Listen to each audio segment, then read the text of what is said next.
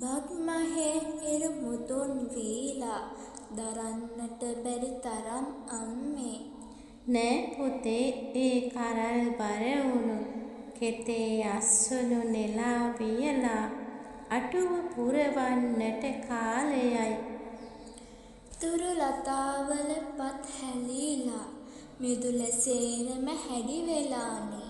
නෑ පුතේ ඒ හැලුණු තුරුපත් නැවත නැවතත් පොහොර වීලා දුටු වාදනව දළු දමාලා.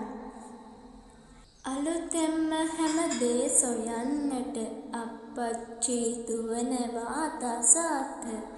ගතින් හා හදවතින් විධිබර පෙනෙනවා හරි දුකයි අම්මේ. ශක්තිමත්වේ හෙට දිනන්නට මෙයත් පෙරහුරුවක්ම වේ පුත. පංච බලයෙන් පුදා ලබැඳියෝ හදින් හද සතුටම දකින්නේ.